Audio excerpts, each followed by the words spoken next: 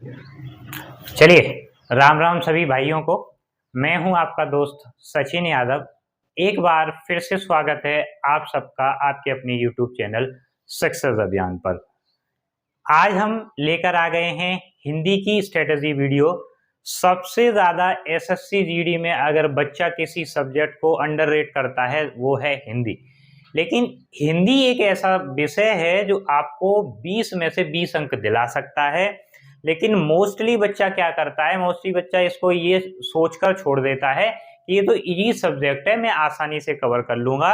और इसी का परिणाम ये निकलता है कि लास्ट में उसके 16 या 17 क्वेश्चंस ही ठीक हो पाते हैं, और जिस कारण वो कहीं ना कहीं 1-2 मार्क्स से फाइनल कट ऑफ में रह जाता है, जो बहुत ही ज्यादा सिरदर्दी का कारण एट द एंड बनता है। आपको क्या करना है, आपको हिंदी को बेटर करने के लिए हिंदी को पूरी तरीके से समझना है।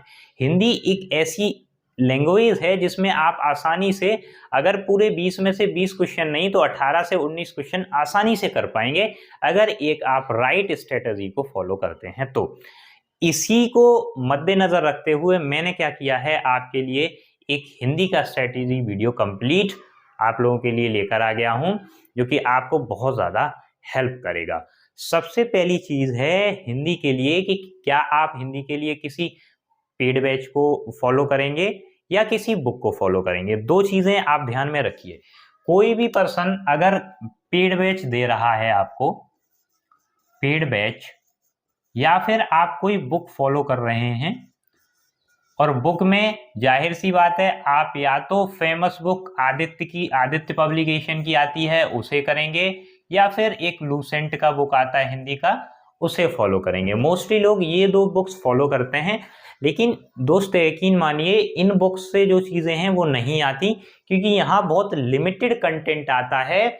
और ये आदित्य पब्लिकेशन एक ऐसा पब्लिकेशन है जो आपको पीसीएस लेवल तक की हिंदी कवर करा के देता है। तो क्या आपको लगता है इतना ज्यादा पढ़ने का जरूरत है?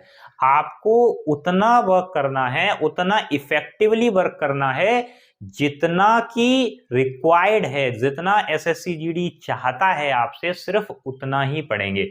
इस साल थोड़ा सा व्याकरण आपके इस सब्जेक्ट के अंदर जोड़ा गया, वरना इससे पहले सिर्फ शब्दावली आती थी। और शब्दावली में भी कौन से ऐसे टॉपिक्स हैं जो हाईलाइटेड हैं, जो सबसे ज्यादा पूछे गए हैं, उन सब्जेक्ट्स को मैंने यहाँ पर, उन क्या कहते हैं चैप्टर्स को यहाँ पर लिख दिया है। 76 सेट्स पिछले जो 2022 में हुए, उन 76 सेट से मैंने शब्दावली को निकाला और एक कंक्लूजन पर पहुंचा कि इस तरीके के क्वेश्चंस आपके पूछे जा रहे हैं। सबसे पहले क्या आपको कोई पेड बैच फॉलो करना है? पेड बैच का ही सेम चीज यही है कि वो लोग पूरी व्याकरण पढ़ाएंगे आपको, जिसकी कोई रिक्वायरमेंट नहीं है। आपको क्या करना है, आपको सिर्फ प्रीवियस ईयर पर ध्यान देना है। अभी जो 76 सेट हुए हैं उनको लगाना है सबसे पहले। शब्दावली को सिर्फ आप इन 76 सेट से कंप्लीट करेंगे। देखिए, हिंदी कभी भी आप एक सब्जेक्ट, ये हिंदी सिर्फ एक ऐसा सब्जेक्ट है जो सिर्फ एक टीचर से नहीं पढ़ा जा सकता, क्योंकि ये लैंग्वेज है और लिमिटेड नहीं है।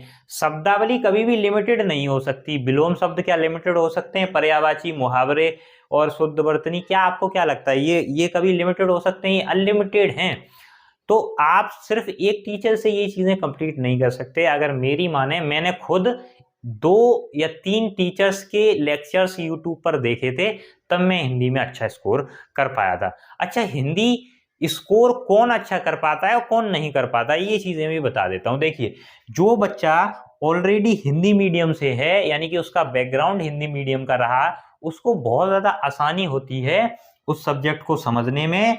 और जो बच्चा इंग्लिश मीडियम से है, जैसे सपोज मैं खुद सीबीएसई बोर्ड से था, तो मुझे हिंदी को समझने में थोड़ा सा कठिनाइयां जरूर आई थी, लेकिन मैंने कवर किया क्योंकि मुझे एक राइट स्ट्रेटजी पता था, एक राइट डायरेक्शन में मैंने काम किया था। और कुछ बच्चे ऐसे होते हैं जो हिंदी भाषी क्षेत्र से है ही नहीं है, उनको हिंदी से बेहतर है कि आप इंग्लिश पर पकड़ बनाएं। अगर आपकी इंग्लिश बेहतर है तब, अगर आपकी दोनों ही लैंग्वेज बेहतर नहीं है तो हिंदी को ही चुने। हिंदी एक सरल भाषा है, आसानी से सीख सकते हैं। एसएससी जीडी के रूप में देखा जाए तो हिंदी को बहुत आसानी से समझा जा सकता है। तो पेड बैच की जगह आप क्या कर सकते हैं, यूट्यूब पर 2 से 3 टीचर को फॉलो कर सकते हैं, जिनका पूरा आप थ्योरी, देखिए थ्योरी कंप्लीट करेंगे। सबसे पहले आपको थ्योरी को कंप्लीट करना है हिंदी की, और एक नोट्स रेडी करने हैं अपने। थ्योरी कंप्लीट करेंगे किसी यूट्यूब चैनल से और उसके एक नोट्स बना लेंगे, और शब्दावली के नोट्स बनाएंगे आप। शब्दावली के नोट्स बनाएंगे आप प्रैक्टिस सेट के अंदर से। आप प्रैक्टिस सेट लगा रहे हैं, लगातार प्रैक्टिस सेट लगाते रहिए। बहुत से यूट्यूब चैनल वाले ऐसे हैं जो प्रैक्टिस सेट कराते रहते हैं।